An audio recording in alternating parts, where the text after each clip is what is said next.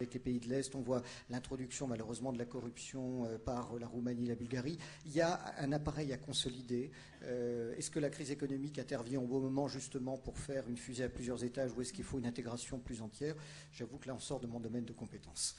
Olivier Gantois, forcément les énergies existantes et renouvelables vont distribuer les cartes du monde et on peut imaginer aussi en regardant les énergies qui sera demain le maître du monde en 2030. Je suis désolée pour le Larsen. Oui, alors, d'abord, ce qu'il faut bien savoir, c'est que les cartes sont en train d'être rebattues s'agissant des réserves énergétiques mondiales. Hein. Le pétrole, le gaz sont présents, et on ne le savait pas ou on ne l'avait pas réalisé, dans beaucoup plus de continents qu'on ne le pensait jusqu'à présent. Non, le pétrole n'est pas un boulet, pas du tout. Je conteste absolument ce que vous avez dit. Le premier pays producteur du monde aujourd'hui, c'est la Russie. On ne peut pas dire que la Russie soit un pays sous-développé, même si quelques années de communisme ont sacrément ralenti son développement économique. Mais en tout cas, ce n'est pas un pays sous-développé. Et si vous parlez aux Guyanais, donc chez lesquels a été faite l'an dernier la plus grande découverte pétrolière en France de tous les temps, donc qui va permettre à la France d'assurer un niveau d'indépendance énergétique, enfin pétrolière, entre 5 et 15%, ça dépend des prévisions, et qui ont 40% de chômage. Et si vous leur dites que vous allez renoncer au pétrole parce que c'est un boulet, c'est ce que vous avez dit, écoutez, allez les voir, écoutez ce qu'ils vous répondront. Hein. Ils sont en train de réaliser que le pétrole va leur apporter un développement économique supérieur à ce que leur rapporte l'activité aérospatiale avec la base de Kourou. Supérieur. Donc le pétrole, non, n'est pas un boulet, le pétrole est une opportunité. En revanche, ce qui va se passer, c'est que son prix a de fortes chances, même si nous non plus, nous ne savons pas faire de prospective, d'augmenter de plus en plus dans l'avenir. D'où, en effet, l'intérêt à avoir des ressources pétrolières ou gazières ou d'autres énergies sur son sol, la première, et deux, en effet, d'aller développer l'efficacité énergétique, je l'ai dit, et en effet, les énergies renouvelables. Le petit problème, c'est que les énergies renouvelables sont un peu comme les autres énergies, c'est-à-dire que personne n'en veut. Hein. Qui dans la salle est prêt à avoir une éolienne dans le jardin de son voisin derrière? Personne. Mais en effet, il faudra développer les énergies renouvelables. Pascal Boniface. Oui. Non, il y a quand même enfin, je comprends, vous êtes dans votre fonction, vous n'allez pas faire l'inverse, etc.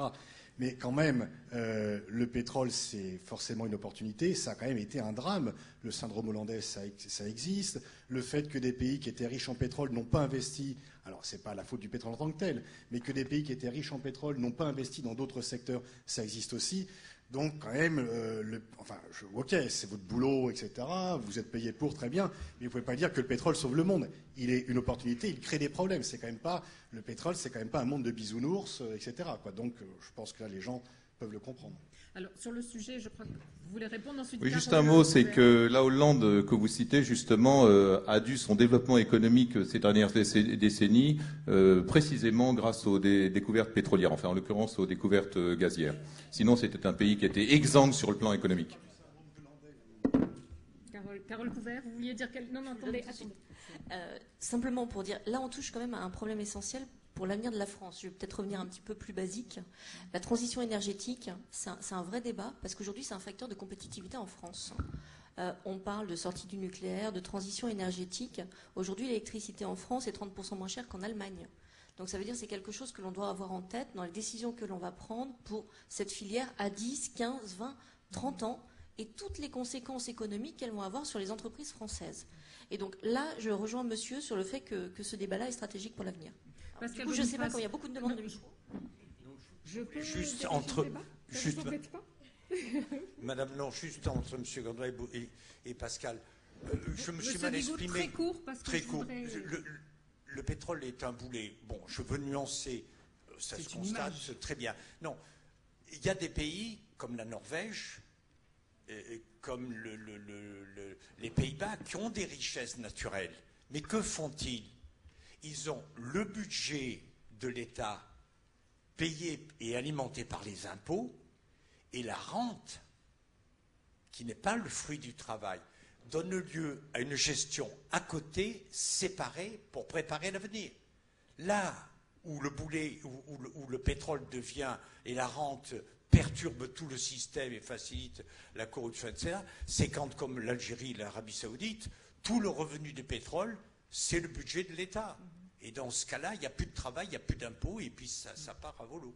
C'est ce qui s'est passé dans les pays africains et arabes. Pascal Boniface, je voudrais qu'on termine avec vous et qu'en fait vous nous donniez votre réponse sur qui donc vont être ces maîtres du monde en 2030. Quelle sera la place des États-Unis?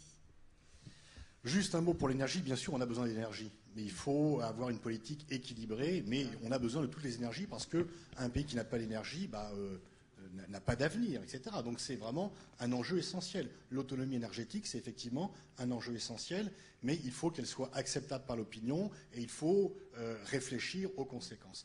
Alors, est-ce que ça sera les États-Unis? Probablement non. Probablement non, parce que les États-Unis ne vont pas... il fut un temps où, avant le syndrome hollandais, qui ne correspond pas au pétrole, mais à l'inflation sur les tulipes, avant les Pays-Bas étaient la première puissance mondiale. Ils ne le sont plus. Mais les États-Unis n'auront jamais la place que les Pays-Bas ont actuellement, parce que leur taille, leur poids démographique, leur économie font que leur déclin sera certainement relatif. Peut-être que d'ici 1, 2, peut-être avant génération, ils ne seront plus le numéro 1 mondial, mais ils seront toujours dans la course en tête. Et puis d'ailleurs, même si d'ici une génération, la Chine dépasse, le PNB chinois dépasse le PNB américain, s'il y a 300 millions de millionnaires, c'est déjà fait. Bon, effectivement, même s'ils dépassent les États-Unis sont devenus la première puissance mondiale à la fin du XIXe siècle, ils sont devenus la première puissance stratégique au milieu du XXe. Donc la puissance économique n'est pas non plus la puissance stratégique. Par rapport à la Chine, vous en avez beaucoup parlé, madame, à juste titre, je crois aussi que ce qui distingue la Chine, notamment des États-Unis et parfois de l'Europe, c'est que les dirigeants, quels que soient les reproches qu'on puisse leur faire par ailleurs, ont une vision de long terme du pays. Et notamment, par exemple, par rapport aux problèmes de pollution qui se posent à eux, ils ont intégré par rapport au problème de natalité, la politique de l'enfant unique est remise en cause parce que le défi de la Chine maintenant, c'est la main-d'œuvre. Et effectivement, la demande sociale, etc. Et c'est ce qui distingue, on met parfois en parallèle la Chine et l'Inde, ce qui distingue ces deux géants asiatiques, c'est qu'il y a une vision de long terme de l'intérêt national qui intègre les questions sociétales chez les dirigeants chinois que n'ont pas tout à fait les dirigeants indiens par finalement laisser faire, laisser aller, et que n'ont pas les Américains et malheureusement quelques démocraties européennes par le court-termisme. Parce que, regardez les débats en France, ça fait, je ne sais pas pourquoi on prend les 100 jours comme période de référence, que les 100 jours c'est Napoléon, ça n'a pas été une réussite. Donc le fait qu'on la fixe comme période de référence, mais tous les journaux, y compris qui sont censés soutenir l'actuelle majorité, disent « Ah, rien n'est changé en 100 jours ». Et apparemment, le pouvoir en tient compte, et donc c'est la publication du jour, c'est le sondage du jour qui tient lieu de priorité, ce qui est extrêmement négatif. Les Chinois n'ont pas ça. Alors, il y a d'autres défauts, etc. Et donc, pour reprendre à votre question, qui peut dominer le monde, je pense qu'il va y avoir quand même une multipolarisation qui est en œuvre. Qui est en œuvre à plusieurs titres, d'ailleurs. Parce que non seulement les États-Unis, qui ont une courte période d'illusion unipolaire qui n'existait pas, mais dont ils ont eu l'illusion, commencent à en sortir pour certains, pas tous, parce que le Tea Party vit dans la nostalgie d'une époque où les États-Unis pouvaient tout faire. S'ils prennent le pouvoir, ils ne vont pas arrêter le déclin américain, ils vont l'accélérer. Et qu'il y aura un équilibre avec d'autres zones, d'autres géants. On voit l'Afrique du Sud, le Brésil. Quand on parle des pays émergents, ce n'est pas les BRICS, ni les BRICS. Il y a une 60aine de pays émergents dans le monde dans lesquels se développe une classe moyenne qui est la clé de la stabilité économique et de la stabilité politique d'un pays. Mais outre les États, qui sont plus nombreux et de plus en plus émergents, il y a d'autres acteurs, les firmes multinationales, les opinions, les ONG. Il y a une démultiplication de la puissance et du coup un émiettement de la puissance. Ce qui fait que l'idée qu'un secteur, un État, une organisation puisse imposer son point de vue à l'autre, aux autres, c'est une illusion dont il faut sortir, qu'il s'agisse d'un secteur économique, qu'il s'agisse d'un État ou qu'il s'agisse d'une famille de pensée. Et votre avis sur l'Europe et puis sur la Méditerranée qu'évoquait M. Guigou? Oui, moi je pense effectivement, comme je n'en ferai pas l'alpha et l'oméga de l'avenir de l'Europe comme des fois le fait Jean-Louis, mais c'est vrai qu'il y a là une zone à la fois de croissance économique et de stabilisation politique qui est extrêmement importante et qui a été trop négligée ou dont on s'est trop mal occupé. Et il y a pour certains négligence et pour d'autres un activisme néfaste dans cette partie du monde. L'Europe, bon, il y a quand même une bonne nouvelle hier, bon, à très court terme, enfin, qui ne surprendra pas, c'est-à-dire que c'est devenu trop important pour pouvoir crouler. Mais c'est vrai que je dis aux dirigeants politiques, arrêtez de parler de l'Europe comme facteur de paix, parce que pour les jeunes générations, c'est comme si vous dites, c'est formidable, il y a l'eau courante à la maison. C'est plus un argument, il faut le faire autrement. Mais c'est vrai que l'Europe me paraît être l'échelon de l'action nationale, mais quand même, malgré la diversification des acteurs, l'échelon national reste l'échelon pivot des relations internationales. Et l'Europe ne se substitue pas, elle vient se superposer, elle vient accompagner, mais c'est quand même toujours dans chaque État que démocratiquement les peuples prennent leurs décisions. Très bien. On va maintenant passer aux questions dans la salle pour terminer cet atelier. Alors, est-ce qu'il y a des questions? Un peu plus haut et ici. Oui, il se trouve que j'intervenais sur l'énergie avant et je réagis forcément à ce que je viens d'entendre. Simplement pour poser une question et demander de l'aide. D'abord, une remarque, les énergies, je crois que vous serez d'accord avec ça, ne doivent pas s'opposer, on a besoin de toutes aujourd'hui. Et l'important est plutôt la vision que l'on doit avoir. Et quand on veut avoir cette vision, on a besoin des intelligences que vous représentez, parce que nous, élus politiques, savons, en tous les cas, je l'espère, que ce n'est pas dans l'opposition que l'avenir se construira, mais dans l'imagination. Pour ou contre le nucléaire, pour ou contre le pétrole, ce n'est pas la bonne question. La bonne question, c'est comment nous allons pouvoir en sortir pour rendre à cette terre de l'espoir et une vie meilleure. C'est un changement de paradigme complet qui nécessite de penser l'énergie de façon totalement différente et certainement pas en opposant l'une à l'autre. Olivier Gantois, vous voulez répondre? Alors, deux choses.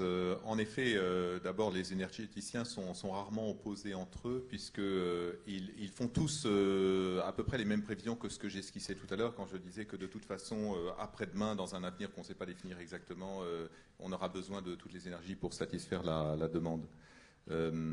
La deuxième chose, c'est que, en effet, il faudrait aussi que les utilisateurs d'énergie changent leur façon de concevoir leur utilisation d'énergie.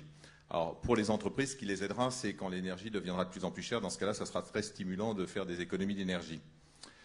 Pour les particuliers, c'est une autre paire de manches. Aujourd'hui, si vous demandez aux gens est-ce que vous êtes d'accord pour sauver la planète, vous avez 85% de gens, au minimum, qui disent oui, super. Et puis après, vous dites, bon, ok, vous êtes une grand-mère, là, vous allez voir vos petits-enfants toutes les semaines à 50 km de chez vous en voiture. Maintenant, vous irez les voir une fois par an, parce que vous allez économiser du carburant. Et là, les gens ne sont plus d'accord. Donc, le changement des mentalités, mon propos, c'est que le changement des mentalités pour aller vers une autre façon de concevoir l'appréhension de la consommation d'énergie, à notre avis, va prendre beaucoup de temps. Une autre question, oui, je vous en prie. Allez-y. Françoise Pardos, Marketing. Je suis étonnée qu'une seule personne, M. Boniface, ait évoqué la Russie comme un pays d'avenir. Parce que je ne pense vraiment qu'on a manqué une occasion absolument extraordinaire qui est peut-être rattrapable. L'addition de toutes les richesses intellectuelles, économiques, historiques, politiques de l'Europe, toute l'Europe et la Russie, la masse géographique et de richesses naturelles que cela représente, on serait les rois du monde. Je ne comprends pas pourquoi on est passé à côté de cela. Ça, c'est une question. Une deuxième question pour M. Gantois, mais là, c'est du domaine de la rêverie et des énergies parallèles. Où en est-on de la discussion du pétrole quasiment inépuisable qu'on appelle abiotique, et où en est-on, encore plus rêverie, des énergies libres telles que les a vues Tesla. Alors, je vais demander d'abord à M. Gantois de répondre à cette question. Et ensuite, alors, je ne sais pas à qui vous posez la question sur la Russie, puisque M. Boniface a répondu. Si quelqu'un, vous voulez peut-être revenir dessus. M. Gantois. Non, vous m'avez surestimé, madame, parce que je ne sais même pas de quoi vous parlez. Et maintenant, on va dire que le lobby pétrolier fait en sorte d'étouffer les vraies pistes de découverte de nouvelles énergies, comme on le dit souvent, puisqu'on dit que nous avons tué le moteur à eau. Mais non, la partie sérieuse de ma réponse, c'est que je vous avouerai que je n'en sais rien. Et aussi, la raison pour laquelle je n'en sais rien, c'est que tant qu'on nous demande du pétrole, et nous, notre métier, c'est de savoir aller le chercher toujours plus loin, dans des conditions très difficiles, nous le fournissons. Et pour l'instant, en fait, toutes nos forces, y compris nos forces de recherche et développement, sont orientées vers ça, même si un certain nombre d'entreprises pétrolières et gazières investissent en effet dans d'autres énergies. Mais je suis désolé, je ne sais pas de quoi vous parlez. Sur la Russie, Les pétroliers sont des ignorants. Je pense que la remarque de Madame était plus une intervention qu'une question, parce qu'effectivement, on a... alors, je ne pense pas que la Russie puisse s'intégrer dans l'Europe. Elle est trop grande, trop différente, etc. Mais qu'on puisse avoir des partenariats avec elle et jouer beaucoup plus des choses. Ne serait-ce que, par exemple, pour prendre un exemple précis, sur la Syrie, la piste russe a été trop négligée, et c'est bien à Moscou qu'est la clé de l'affaire syrienne, et qu'on n'a peut-être pas fait tout ce qui était nécessaire pour modifier l'attitude de Moscou sur ce point. Une autre question, je crois qu'il y avait des questions vers le haut de la salle, un petit peu plus haut là.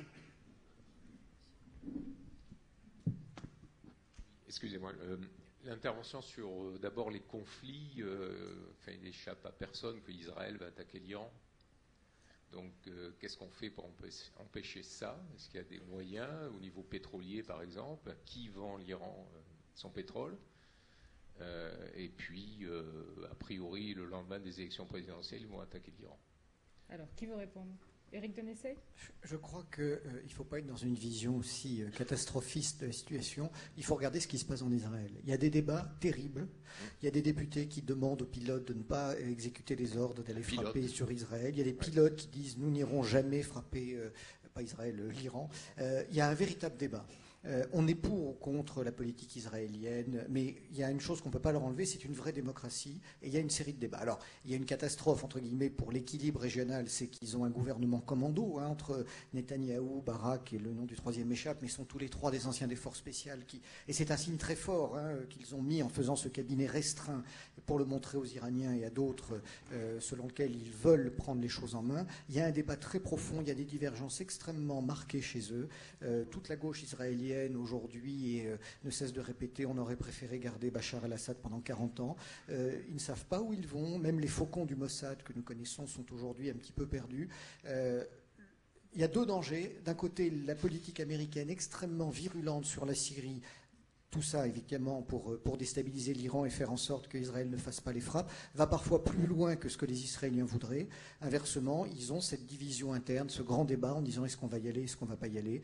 Alors là, on est vraiment on n'est plus dans la prévision, dans l'astrologie, c'est très très dur. Bush voulait attaquer l'Iran quand même. C'est pas sûr, parce qu'effectivement, il y a le risque pour Israël s'ils attaquent l'Iran, c'est d'établir un fossé avec le Pentagone.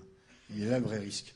Parce que le Pentagone les a mis en garde contre les risques que ce type d'attaque ferait courir aux militaires américains partout dans le monde. Et le baril du pétrole, du coup, s'il y avait des frappes sur l'Iran, là, il monterait et on serait 200, 400. Je pense que vous avez des projections là-dessus et que ça n'irait pas aider à la crise économique. Donc le vrai risque pour Israël, c'est si on y va, on risque quand même d'avoir un vrai problème avec le Pentagone, ce qui est un peu important pour nous. Et l'autre, du coup, on pourrait penser qu'il y a une partie de bluff, parce que pendant ce temps-là, du coup, Obama augmente l'aide militaire, augmente l'aide financière, donne plus de moyens, et puis, pendant ce temps-là, on ne parle plus de la Palestine. Donc, finalement, Israël gagne parce que sa soi-disant modération, s'il n'attaque pas l'Iran, sera récompensée par les États-Unis, et ils échangent, finalement, pour l'instant, une attaque contre des fournitures. Et puis, si on pense que c'est l'Iran qui est le problème le principal, on ne parle plus de la Palestine depuis un an. Il faut ajouter un point, c'est que les opérations clandestines menées, pour ce que l'on en sait bien sûr, contre l'Iran, fait par les Britanniques, les Américains et les Israéliens, portent réellement leurs fruits. Très rapidement, pour qu'on puisse prendre une dernière question dans la salle. Oui, donc l'impact de l'embargo iranien par les pays de l'OCDE a été très limité, puisque finalement les Iraniens maintenant vendent essentiellement de l'autre côté, c'est-à-dire en Chine et en Inde. Et comme ils exportent relativement peu, ils exportent un peu plus de 2 millions de barils par jour, ils trouvent les débouchés. L'histoire du $200 est très importante, c'est-à-dire qu'en effet, l'économie américaine est incapable d'encaisser un choc majeur sur les prix pétroliers. Donc on prend une dernière question, un petit peu plus haut dans la salle. Voilà. Restez le bras levé comme ça. En fait, ma question va s'adresser à Jean-Louis. Remontez un petit peu le micro, on vous entend pas. Ma question va s'adresser en fait à Jean-Louis. Je pense que... À qui? Jean-Louis, c'est bien ça votre prénom? Oui, Jean-Louis. Ce que vous avez voulu dire tout à l'heure, en fait, je pense, au niveau des ressources, c'est qu'une ressource, en fait, n'est jamais un boulet lorsqu'elle est utilisée à bon escient. Je pense que c'est ce que vous avez voulu dire, en tout cas, je l'espère. Ça, c'est le premier point. Ensuite, un deuxième point par rapport à, je pense, ce qui nous a tous amenés ici aujourd'hui et qui nous intéresse plus particulièrement, nous, acteurs de la vie entrepreneuriale, surtout notamment ici dans le Sud. Il y a une chose qui me frappe à l'esprit, moi, par rapport à cette projection que l'on se fait sur le futur, par rapport à cet optimisme que l'on doit avoir. Mon message, il est le suivant, c'est qu'il y a une chose qui me frappe, c'est dans les visites que je fais, dans les services que je rencontre, notamment par rapport à des services du type export, d'accord ? Alors se rendre compte que au niveau d'entreprises ayant notamment pour la plus grande part de leur activité commerciale, leurs activités à l'international, à l'export, pour une notamment que j'ai vue il n'y a pas longtemps, donc plus de 80% de son activité se passe à l'export. Oui, je vais y arriver. Se passe à l'export. Quelle est votre question? Et ma question est là. Donc 80% de son activité se passe à l'export et nos entreprises françaises se retrouvent avec des services export, avec plus de 90% des employés d'origine française. C'est tout simplement pas possible. Alors on dit que la chance pour la France, ça va être l'Afrique demain. Et moi personnellement, je le crois. Je fais partie de l'équipe de France et je suis optimiste à ce niveau-là. C'est que nous devons avoir les moyens en fait de construire des ponts avec ces pays-là. Et nous avons la richesse d'avoir justement des enfants issus de la diaspora de ces pays-là qui sont amenés à le faire et qui sont de véritables richesses pour nous. Excusez-moi, et dont on ne tire pas suffisamment c'est une profit. réflexion, c'est pas une question. Non, c'est une question. Non, mais c'est quoi votre question, rapidement? Et donc, la question, c'est quoi? La finalité, c'est pour être au rendez-vous, la diversité est-elle une chance pour la France ou pas? Vous la posez à monsieur Guigou, la question? Je la pense à Jean-Louis, tout à fait. Monsieur Guigou, vous pouvez répondre rapidement? La diversité est-elle une chance pour la France? Oui, non, si l'on veut être à l'heure au rendez-vous. Ouais. Très vite. Non, mais je suis d'accord, monsieur, avec votre analyse.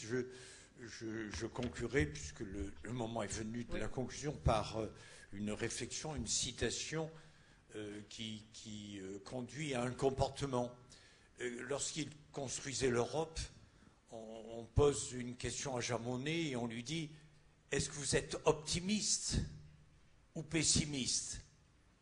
Et Jean Monnet de répondre « Je ne suis ni optimiste ni pessimiste, je suis déterminé. » Autrement dit, nous nous situons, nous qui faisons de la prospective, non pas dans l'optimisme d'un futur qu'on ne connaît pas, mais nous nous situons dans la volonté et la détermination de dire l'avenir n'est pas écrit, voilà ce que nous voulons, et nous pensons que la relation entre l'Europe, la Méditerranée et l'Afrique sera notre avenir.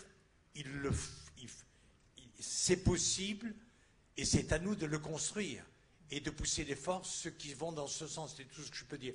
J'aurais aimé, madame, juste un mot, parce que je ne suis pas un spécialiste de l'énergie, monsieur Gantois le sait bien, mais il y a une observation qui m'a surprise l'année dernière, c'est le fait que l'Allemagne, madame Angela Merkel, dit « je ferme 42 centrales nucléaires ». Et 4 mois après, le patronat allemand dit « on va mettre 400 milliards dans Desertec, la production solaire dans le désert ». Projet faramineux, pharaonique, contestable. Mais le raisonnement des Allemands est le suivant. Et pour ma part, je le trouve, les experts me disent oui. on peut imaginer que demain, malgré votre optimisme, il n'y ait plus de pétrole, il n'y ait plus de gaz, il n'y ait plus d'uranium, il n'y ait plus de charbon. Mais une chose est certaine, c'est qu'il y aura toujours du soleil. Parce qu'il n'y a plus de soleil, il n'y a plus de photosynthèse. Et donc, dans une vision prospective, se dire, la seule source énergétique valable, une des seules sources énergétiques, même si on les prend toutes maintenant, c'est le soleil. Information des scientifiques, le soleil produit chaque minute, chaque seconde, 6000 fois l'énergie dont le monde entier a besoin. 9 milliards de population. C'est-à-dire que nous en sommes dans le captage de l'énergie solaire au même niveau que l'électronique il y a 50 ans, 60 ans. Sans rêver, on peut imaginer que demain, vous ayez des voitures avec des capteurs solaires et avec de l'accumulation, etc. Et quand on voit les Allemands, ce qu'ils dépensent sur les énergies renouvelables et sur le solaire, et quand on voit, c'est mon dernier mot, les Maghrébins de la Silicon Valley, les Maghrébins chassés parce que leur gouvernement est odieux, et ils ont des élites, des chefs d'entreprise. Et les Maghrébins de la Silicon Valley font un malheur. Ils sont milliardaires, millionnaires. Et je les ai identifiés. Et dans quoi travaillent-ils? Ils travaillent dans les énergies renouvelables et le solaire. Et ils commencent à revenir. Et je rêve de les faire circuler sur un grand car, comme vous savez, les équipes de rugby, dans mon imaginaire stupide. Mais je rêve de faire venir ces Maghrébins et de les faire défiler sur les Champs-Élysées sur le thème « Les Maghrébins sont de retour, les Maghrébins sont en avance ». Merci, c'était justement le point que je voulais évoquer. Merci madame, merci messieurs d'avoir participé à cet atelier, merci à vous tous.